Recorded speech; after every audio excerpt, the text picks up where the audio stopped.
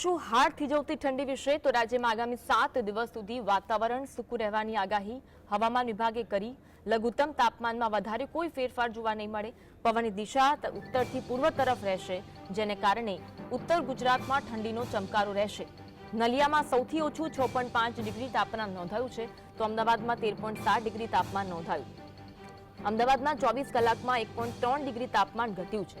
ગાંધીનગરમાં 10.6 ડિગ્રી તાપમાન નોંધાયું, તો સૌરાષ્ટ્રમાં તાપમાન વધતા ઠંડીમાં આંશિક ઘટાડો થયો છે।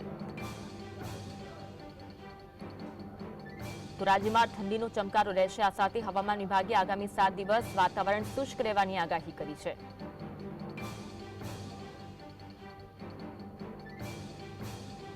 अगले आने वाले 7 दिन तक मौसम शुष्क रहेगा और जो पवन का दिशा था उसमें उत्तर पूर्व से पूर्व है और जो तापमान है लघुत्तम तापमान में ज़्यादातर परिवर्तन नहीं होने का पूर्वानुमान दिया गया है।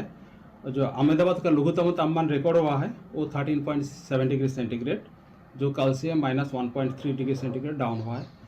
और अहमदाबाद और नियर बाई एरिया के लिए जो फोरकास्ट दिया गया है इसमें क्लियर स्काई रहेगा और लघुत्तम जो तापमान है 14 डिग्री सेंटीग्रेड के आसपास रहेगा।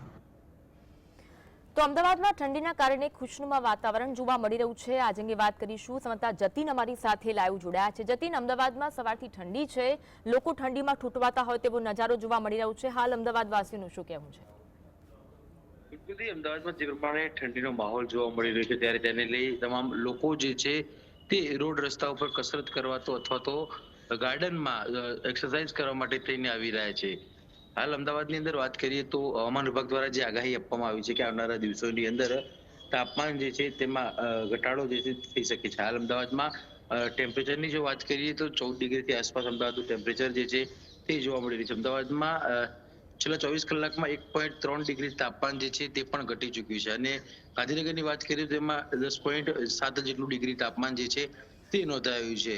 ઉત્તરથી ઉત્તર પૂર્વ પવનના ચમકારાને લીધે સૌરાષ્ટ્ર સહિતના અનેક વિસ્તારો જે આવેલા છે તે ઠંડીની અંદર સતત ઘટાડો જે છે તે જોવા મળી રહ્યો છે। હાલ જો વાત કરીએ તો અમદાવાદની અંદર જે પ્રમાણે ઠંડી પડી રહી છે તેને લઈ તમામ લોકો જે છે તે પોતે સ્વસ્થ રહેવા માટે થઈ, પોતે ઠંડીથી બચવા માટે થઈ ગાર્ડનમાં તેમજ રોડ ઉપર ચાલવા જઈ રહ્યા છે અને એક્સરસાઇઝ જે છે તે કરી રહ્યા છે। જી આભાર જતીન જોડાવા માટે।